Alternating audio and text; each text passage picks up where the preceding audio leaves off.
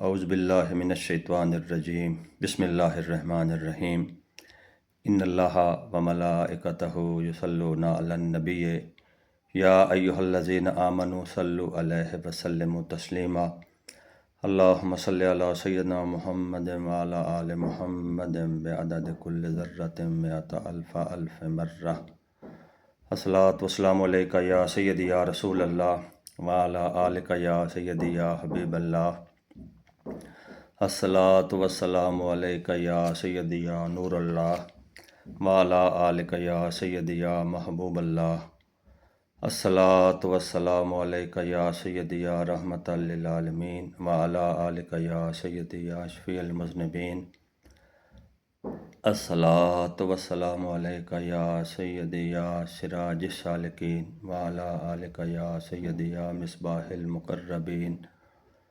الصلاۃ والسلام علیکہ یا سیدی یا راحت العاشقین وعلی آلک یا سیدی یا مراد المشتاقین الصلاۃ والسلام علیکہ یا سیدی یا شمس العارفین وعلی آلک یا سیدی یا انیس الغریبین الصلاۃ والسلام علیکہ یا سیدی یا خاتم النبیین وعلی آلک یا سیدی یا خاتم المرسلین الصلاۃ والسلام علیکہ یا سیدی یا سید الثقلین وعلی آلک یا سیدی یا نبی الحرمین الصلاۃ والسلام علیکہ یا سیدی یا وسیلتنا فی الدارین وعلی آلک یا سیدی یا صاحب قاب قوسین الصلاۃ والسلام علیکہ یا سیدی یا محبوب رب المشرقین و رب المغربین وعلی آلک یا سیدی یا جد الحسن والحسین الصلاۃ والسلام علیکہ وعلی آلک وصحابک یا سید الانبیاء والمرسلین سبحان ربک رب العزت عما یصفون وسلام علی المرسلین والحمد للہ رب العالمین۔ السلام علیکم ورحمۃ اللہ وبرکاتہ۔ امید ہے کہ اللہ تعالیٰ کے فضل و کرم سے آپ سب ٹھیک ہوں گے۔ جماعتی یوٹیوب چینل پہ ونس اگین آپ کو خوش آمدید کہتا ہوں۔ قرآن پاک کی تلاوت اور ترجمے کا آغاز ہم نے کل سے شروع کیا تھا اور آج انشاءاللہ العزیز سورہ البقرہ کا پہلے رکوع پڑھیں گے، اس کا ترجمہ کریں گے اور مفہوم سمجھنے کی کوشش کریں گے۔ تو سورہ البقرہ یہ مدنی صورت ہے، اس میں میرے خیال میں 286 آیات مبارکہ ہیں اور 40 رکوع ہیں۔ تو تقریباً پہلے 2.5 پارے جو ہے وہ سورہ البقرہ کا ہے۔ اس کا نام، اس میں اس گائے کا ذکر ہے جو حضرت موسیٰ علیہ السلام کی امت کو حکم ہوا وہ اللہ کی راہ میں گائے ذبح کریں۔ وہ کرنا نہیں چاہتے تھے، بہت الٹے سیدھے سوال کرتے تھے، وہ آگے جا کے ہم ڈیٹیل میں پڑھیں گے۔ سٹارٹ کرتے ہیں پہلے رکوع سے۔ اعوذ باللہ من الشیطان الرجیم بسم اللہ الرحمن الرحیم۔ الف لام میم ذالک الکتاب لا ریب فیہ ھدی للمتقین الذین یؤمنون بالغیب ویقیمون الصلاۃ ومما رزقناہم ینفقون والذین یؤمنون بما انزل الیک وما انزل من قبلک وبالآخرۃ ھم یوقنون اولئک علی ھدی من ربہم واولئک ھم المفلحون ان الذین کفروا سواء علیہم اانذرتہم ام لم تنذرہم لا یؤمنون ختم اللہ علی قلوبہم وعلی سمعہم وعلی ابصارہم غشاوۃ ولہم عذاب عظیم۔ صدق اللہ العظیم وصدق رسولہ النبی الکریم۔ ہاں جی، سورہ البقرہ کے پہلے رکوع میں بھی 7 آیات مبارکہ ہیں۔ اب ہم اس کا ترجمہ دیکھتے ہیں پہلے۔ الف لام میم ذالک الکتاب، وہ بلند رتبہ کتاب یعنی کہ قرآن پاک، لا ریب فیہ، اس میں کوئی شک کی گنجائش نہیں، اس میں کوئی شک نہیں۔ ہدی للمتقین، اس میں ہدایت ہے ڈر والوں کے لیے، متقین کے لیے۔ الذین یؤمنون بالغیب، وہ جو بے دیکھے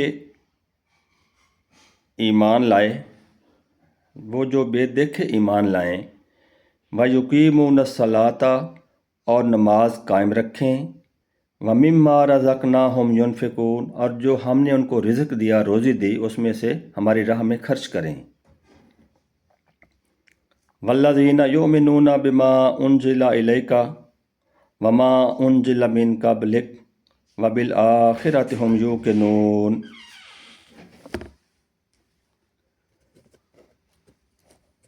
اور وہ جو اے محبوب ایمان لائیں جو آپ کی طرف اتارا گیا اور جو آپ سے پہلے اتارا گیا، اور آخرت پر یقین رکھیں۔ اولئک علی ھدی من ربہم، وہی لوگ اپنے رب کی طرف سے ہدایت پر ہیں۔ واولئک ھم المفلحون، اور وہی مراد کو پہنچنے والے۔ ان الذین کفروا سواء علیہم اانذرتہم ام لم تنذرہم لا یؤمنون، اور جن کی قسمت میں کفر ہے انہیں برابر ہے کہ چاہے آپ ان کو ڈرائیں یا نہ ڈرائیں، وہ ایمان لانے والے نہیں۔ ختم اللہ علی قلوبہم وعلی سمعہم، اللہ تعالیٰ نے ان کے دلوں پر اور ان کے کانوں پر مہر کر دی۔ وعلی ابصارہم غشاوۃ، اور ان کی آنکھوں پر گھٹا ٹوپ ہے۔ وَلَهُمْ عَذَابٌ عَظِيمٌ، اور ان کے لیے بڑا عذاب ہے۔ یہ سورہ البقرہ کے پہلے رکوع کا یہ تھا ترجمہ۔ اب ہم اس کی تھوڑی سی تفصیل میں جاتے ہیں یا اس کا مفہوم جاننے کی کوشش کرتے ہیں۔ الف لام میم، یہ حروف مقطعات ہیں۔ قرآن پاک میں کسی نے بھی ان کے معنی نہیں لکھے، یہ اللہ اور اللہ کا رسول ہی بہتر جانتا ہے۔ ذالک الکتاب، یہ وہ بلند مرتبہ کتاب، لا ریب فیہ ہے، جس میں کوئی شک کی گنجائش نہیں۔ قرآن پاک میں کسی قسم کا کوئی شک و کوئی گنجائش یا کسی تردد کی ضرورت نہیں، کیونکہ یہ اللہ کا کلام ہے۔ اس کو لانے والے جبرائیل علیہ السلام، لینے والے حضور سید عالم صلی اللہ علیہ وآلہ وسلم، اور جن کی طرف اترا حضور سے کنہوں نے لیا؟ صحابہ کرام نے لیا، اور صحابہ کرام نے پھر اس کو بعد میں کتابی شکل دے کے آج کتاب کی شکل میں ہمارے پاس موجود ہے۔ جب اللہ پر کوئی شک نہیں، جبرائیل علیہ السلام پر کوئی شک نہیں، حضور علیہ الصلاۃ والسلام پر کوئی شک نہیں، تو صحابہ کرام پر کوئی شک نہیں، تو پھر کتاب میں کیسا شک؟ کتاب میں تو شکوک و شبہات تب پیدا ہوں گے جب اس کے لانے والے میں کوئی شک ہوگا، جب حضور علیہ الصلاۃ والسلام میں کوئی ہوگا یا صحابہ کرام میں، کسی میں بھی کوئی شک نہیں۔ یہی وجہ ہے کہ اللہ تعالیٰ نے سٹارٹ میں ہی فرما دیا کہ اس میں کوئی شک کی گنجائش ہی نہیں ہے۔ پھر جو اس میں شک کرے گا وہ کتاب پھر اس کو ہدایت نہیں دے گی۔ تو کسی قسم کا کوئی شک یا تردد کی بالکل کوئی حاجت، 0% ہے، یہ 0 ہے، اس کا لیول 0 ہے، ہونا چاہیے۔ ھدی للمتقین، اس میں ہدایت کن کے لیے؟ ڈر والوں کے لیے، اہل خشیت کے لیے، متقین کے لیے۔ متقین کی آگے یہ ساری نشانیاں بیان کی گئی ہیں۔ اس سے آگے بھی پورے قرآن پاک میں گاہے بگاہے اللہ تبارک و تعالی متقین کی نشانیاں بیان کرتا ہے۔ ان کو اللہ تعالیٰ نے سم ٹائم متقین کہا، صالحین کہا، اولیاء اللہ کہا، مقربین، مخلصین، یہ سارا گروہ ایک ہی ہے، اہل خشیت والا۔ تو مفسرین لکھتے ہیں کہ تقویٰ جو ہوتا ہے یہ 2 قسم کا ہوتا ہے۔ ایک تقویٰ ہوتا ہے جسمانی تقویٰ، جب ہم گناہوں سے بچتے ہیں اور نیکیاں کرنے کی کوشش کرتے ہیں، اس کو جسمانی تقویٰ کہتے ہیں۔ ایک ہوتا ہے قلبی تقویٰ، جس کا تعلق دل کے ساتھ ہوتا ہے۔ تمام جتنے بھی اللہ کے پیارے ہیں، اللہ کے محبوب بندے ہیں، ان میں انبیاء شامل ہیں، اس میں صحابہ کرام شامل ہیں، اولیاء اللہ شامل ہیں، ان سب کا دل میں تعظیم اور ادب و احترام کرنا یہ قلبی تقویٰ کہلاتا ہے۔ تو سٹارٹ میں یہ قرآن پاک نے فرما دیا کہ اس میں کس گروہ کے لیے ہدایت ہے؟ متقین کے لیے۔ اور متقین کی میں نے آپ کو مختصر سی ڈیفینیشن بتا دی۔ الذین، یہ آگے متقین کی پہلی نشانی، الذین یؤمنون بالغیب، وہ جو بن دیکھے ایمان لائیں۔ کس پر ایمان لائیں؟ تو آگے ہم پڑھیں گے انشاءاللہ العزیز سورہ البقرہ، اسی سورہ کا رکوع نمبر 22 ہے، اس میں ایمان کی ترتیب اللہ تعالیٰ نے بیان فرمائی ہے۔ تو میں اس کے ریفرنس کے لیے تلاوت کر دیتا ہوں۔ سورہ بقرہ کا رکوع نمبر 22۔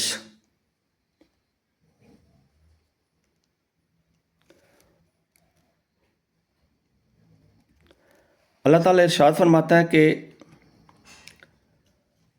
اصل نیکی یہ نہیں کہ تم اپنے منہ مشرق کو کرو یا مغرب کو، بلکہ اصل نیکی یہ ہے کہ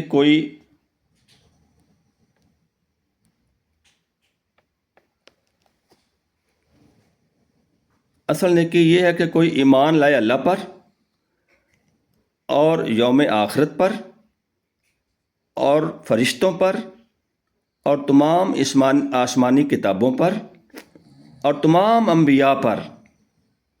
یہ ہے جی ایمان کی، ان چیزوں پہ ایمان لانا ضروری ہے۔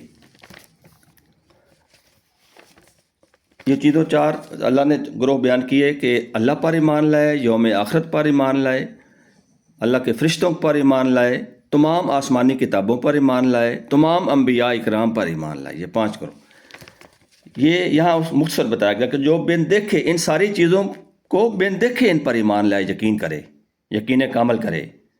یہ متقین کی پہلی نشانی ہے، ایمان بالغیب، بن دیکھے ایمان لانا۔ وَيُقِيمُونَ الصَّلَاةَ، اور نماز قائم رکھیں۔ نماز قائم رکھنے کا ایک مطلب یہ ہے کہ پریکٹیکلی نماز پڑھی جائے خشوع و خضوع کے ساتھ۔ اب سورہ المومنون کا سٹارٹ جہاں سے ہو رہا ہے، سورہ المومنون پارہ نمبر 18، تو اللہ تعالیٰ پہلی آیت میں ارشاد فرماتا ہے کہ قد افلح المومنون الذین هم فی صلاتہم خاشعون، تحقیق کامیاب ہوئے وہ مومن، مراد کو پہنچے وہ مومن جو اپنی نمازیں خشوع و خضوع سے پڑھتے ہیں یا اپنی نمازوں میں گڑ گڑاتے ہیں۔ اور اسی سورہ میں آگے جا کے اللہ تعالیٰ فرماتا ہے کہ والذین هم علی صلاتہم یحافظون، اور وہ جو اپنی نمازوں کی حفاظت کرتے ہیں۔ یہاں اللہ فرما رہا ہے کہ وَيُقِيمُونَ الصَّلَاةَ، اور جو اپنی نمازیں قائم رکھیں۔ قائم رکھنے سے مراد ایک پریکٹیکلی ان کو ٹائم پر خشوع و خضوع کے ساتھ ادا کیا جائے، جیسے حضور نبی علیہ الصلوۃ والسلام نے نماز ادا کی، ان کی نقل کی جائے، اور پھر ان کو پڑھنے کے بعد، نماز ادا کرنے کے بعد ضائع ہونے سے بچایا جائے، ان کی حفاظت کی جائے۔ کوئی غیر شرعی گفتگو کر کے، غیر شرعی کام کر کے اعمال ضائع ہو جاتے ہیں، بے ادبی سے اعمال ضائع ہو جاتے ہیں۔ تو وہ جو اپنی نمازیں قائم رکھیں، یعنی کہ نمازیں پڑھیں خشوع و خضوع کے ساتھ، پھر ان کو ضائع ہونے سے بچائیں۔ تو پورے قرآن پاک میں نمازیں پڑھنے کا حکم ہے، نمازیں قائم کرنے کا حکم ہے۔ ٹائم کا بھی ذکر ہے قرآن پاک میں، کس کس وقت نماز ادا کرنی، لیکن فجر کے 2 فرض پڑھنے ہیں، 2 سنتیں، 2 فرض۔ ظہر کی 12 رکعتیں ہم پڑھتے ہیں، 4 سنتیں، 4 فرض، 2 سنتیں، 2 نفل۔ عصر کے ہم 4 سنتیں، 4 فرض پڑھتے ہیں۔ مغرب کے 7 رکعت پڑھتے ہیں، 3 فرض، 2 سنتیں، 2 نوافل۔ اور عشاء کی نماز ہم 17 رکعت پڑھتے ہیں، جن میں فرض بھی 4 ہیں۔ تو جو ہم فرض جو میں چلو فرائض کی بات ہی کر لیتے ہیں، لیکن سنت مؤکدہ بھی چھوڑنا گناہ ہے، وہ بھی حضور نبی علیہ الصلوۃ والسلام کا پسندیدہ عمل ہے، اپنے ریگولر یہ پڑھے۔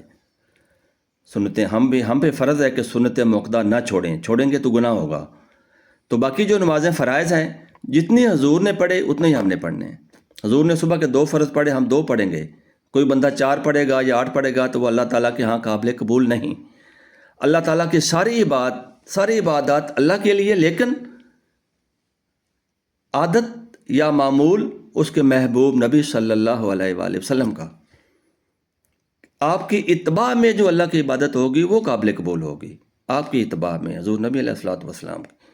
وَمَن يُطِعِ الرَّسُولَ فَقَدْ أَطَاعَ اللَّهَ، جس نے رسول کی اطاعت کی اس نے بے شک اللہ کی اطاعت کی۔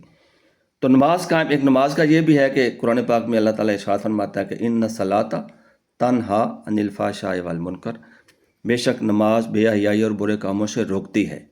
جب نماز صحیح معنوں میں قائم ہو جائے تو وہ بندہ بے حیائی اور برے کاموں سے اللہ کے فضل سے رک جاتا ہے۔ پھر بندوں کو پتہ ہوتا ہے کہ صحیح فیوز و برکات اللہ تعالیٰ کی طرف سے نماز قائم کرنے کے مل رہے ہیں۔ یہ اتنی تاکید قرآن پاک میں تقریباً 700 دفعہ نماز قائم کرنے کا حکم ہے، یا نماز کا کسی نہ کسی طرح ادا کرنے کا، قائم کرنے کا اللہ تعالیٰ نے حکم صادر فرمایا، اور حضور نبی علیہ الصلوۃ والسلام نے 1400 مرتبہ نماز کی تاکید فرمائی، اور اتنے اچھے اچھے جملے کہے، الصلاۃ معراج المومنین، نماز مومنوں کی معراج ہے۔ الصلاۃ عماد الدین، نماز دین کا ستون ہے۔ الصلاۃ قرۃ عینی، نماز میری آنکھوں کی ٹھنڈک ہے۔ تو جب ہم وضو کر کے بڑے اہتمام کے ساتھ، ہمیں ٹائم کا خیال رکھنا چاہیے، وقت پہ نماز ادا کرنی چاہیے، بڑے اہتمام کے ساتھ بندہ وضو کرے اور مصلی پہ کھڑا ہو کے پہلے یہ ارادہ کر لے، یار اگر ہم یہ نیت کر لیں کہ جو میں نماز میں کھڑا ہو رہا ہوں میں اپنے محبوب نبی حضرت سید عالم صلی اللہ علیہ وآلہ وسلم کی آنکھوں کو ٹھنڈک پہنچانے کی غرض سے ہو رہا ہوں، اگر ہم یہ ارادہ ہی کر لیں تو پھر دیکھیں کہ آپ کا سارا جسم جو ہے، جسم کے سارے حصے نماز میں کیسے مشغول رہتے ہیں، اللہ تعالیٰ کی طرف متوجہ رہتے ہیں۔ نماز ایک ایسا عمل ہے جس میں انسان کی باڈی کے سارے لولوں جو ہے وہ اللہ تعالیٰ کی طرف متوجہ ہوتا ہے، اللہ اور اللہ کے رسول کی طرف متوجہ ہوتا ہے۔ سنت کے طور پہ نماز ادا کریں، ہم تو نماز فرض جو ہے وہ بھی سنت کے طور پہ پڑھتے ہیں، کہ حضور نے 2 فرض صبح کے پڑھے، ہم بھی 2 پڑھتے ہیں۔ حضور نے زور کے 4 فرض پڑھے، ہم بھی 4 پڑھتے ہیں۔ حضور صلی اللہ علیہ وآلہ وسلم کی اداؤں کا نام ہی دین ہے۔ آپ کی مطابقت میں، آپ کو فالو کرتے ہوئے، آپ کی پیروی کرتے ہوئے ہم نے جو عمل کرنا ہے وہ اللہ تعالیٰ کی بارگاہ میں ان کو شرف قبولیت نصیب ہوتا ہے۔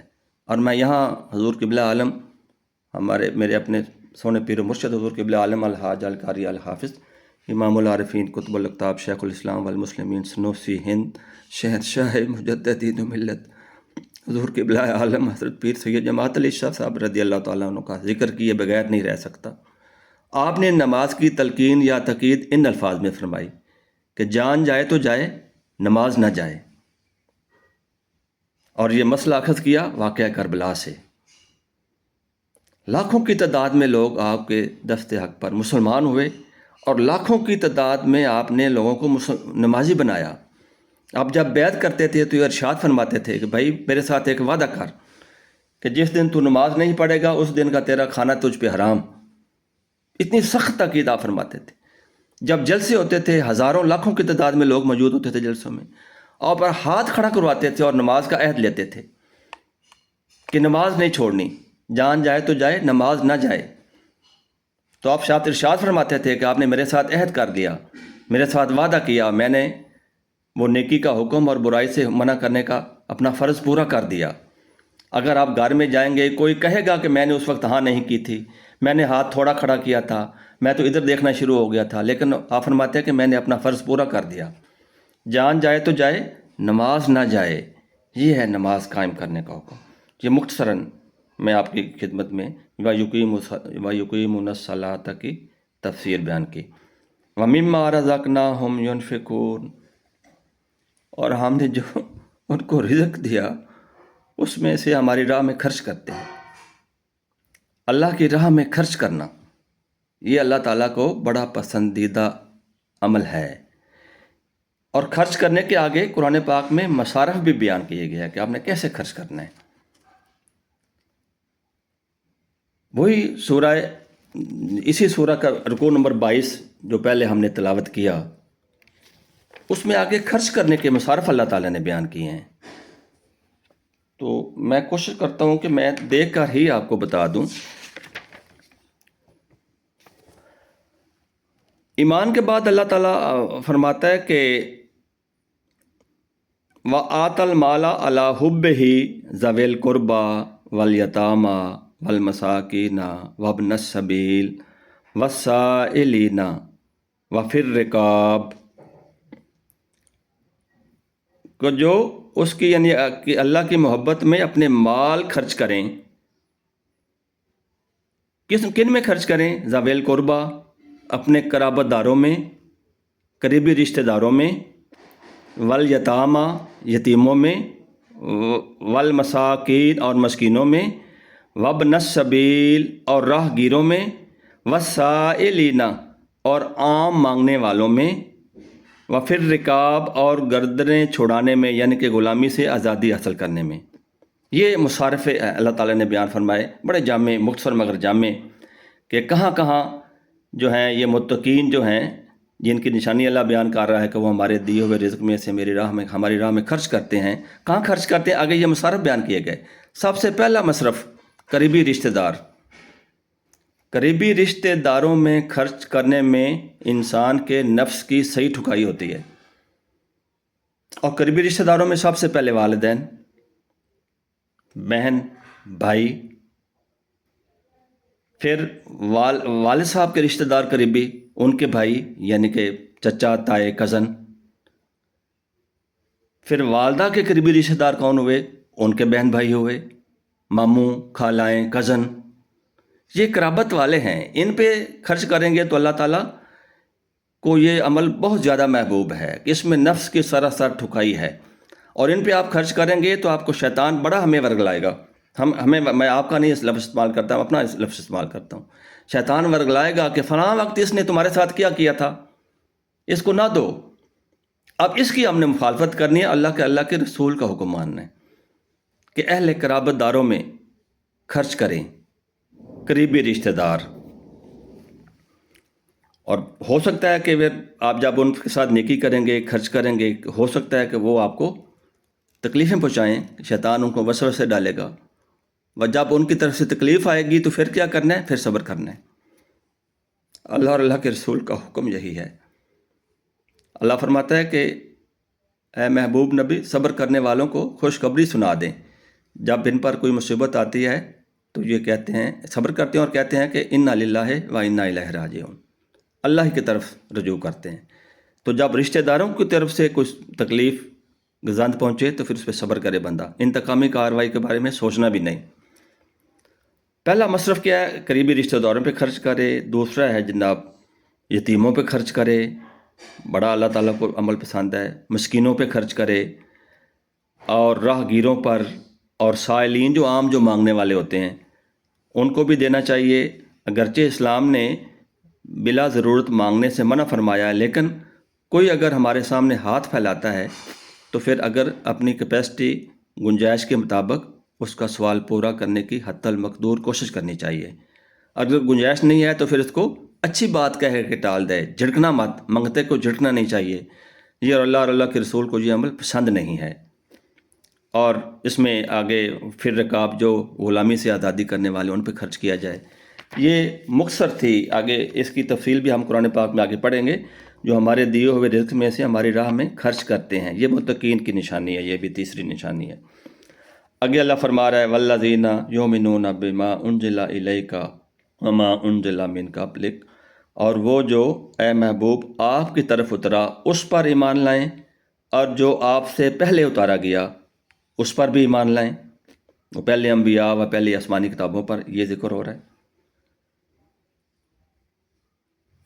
وہی جو 22ویں رکوع میں ہے کہ ایمان، اس میں یہ سارے کتابوں کا ذکر بھی ہے، نبیوں کا ذکر بھی ہے، وہ تفصیل ہے، یہاں مختصر لکھا گیا.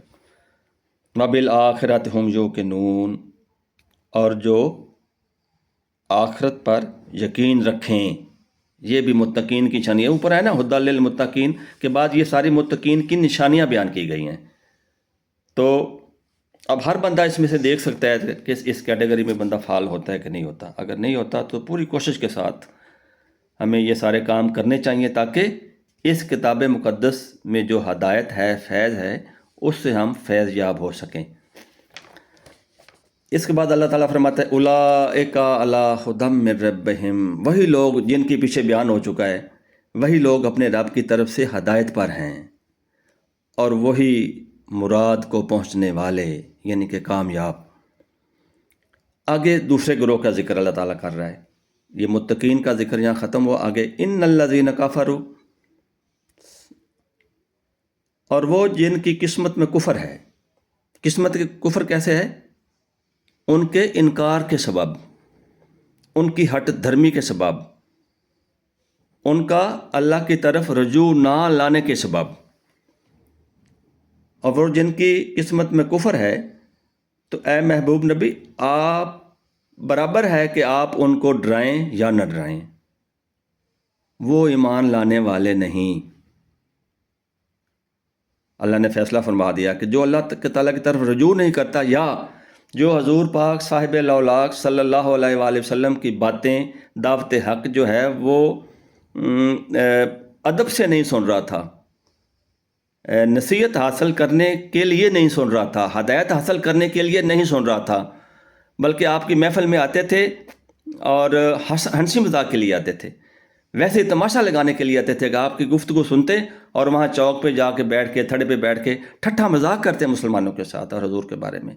اور یہ ان کا ذکر ہو رہا ہے کہ اے محبوب نبی، جن کی قسمت میں کفر ہے یا جنہوں نے کفر کیا، آپ کا ٹوٹلی انکار کر دیا، آپ کی پیار محبت سے بات نہیں سنتے، نصیحت حاصل کرنے کے لیے بات نہیں سنتے، ان کے لیے برابر ہے چاہے آپ انہیں ڈرائیں یا نہ ڈرائیں، وہ ایمان لانے والے نہیں۔ کیوں نہیں؟ آگے پھر اس کی تشریح اللہ تعالیٰ نے بیان فرمائی۔ ختم اللہ علی قلوبہم وعلی سمعہم،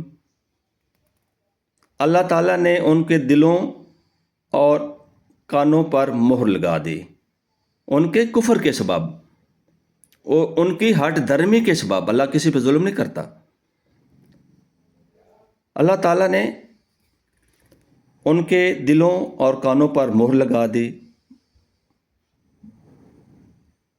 مہر کر دی، وَعَلَىٰ أَبْصَارِهِمْ غِشَاوَةٌ، اور ان کی آنکھوں پر گھٹا ٹوپ اندھیرا چھایا ہوا ہے، انہیں نظر ہی کچھ نہیں آتا، آنکھیں ہیں مگر دیکھتے نہیں۔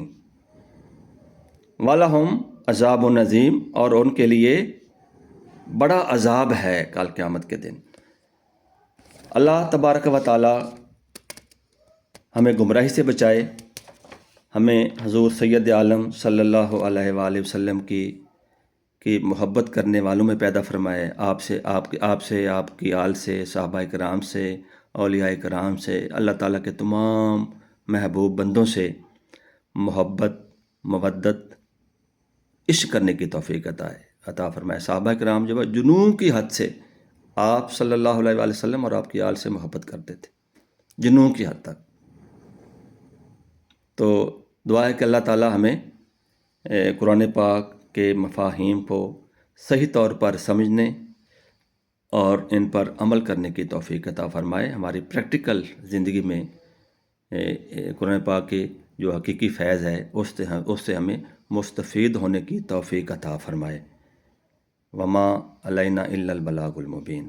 اللہم صلی علی سیدنا محمد وعلی آل محمد بعدد کل ذرۃ مئۃ الف مرہ۔ الصلاۃ والسلام علیکہ یا سیدی یا رسول اللہ وعلی آلکہ یا سیدی یا حبیب اللہ۔ السلام علیکم ورحمۃ اللہ وبرکاتہ۔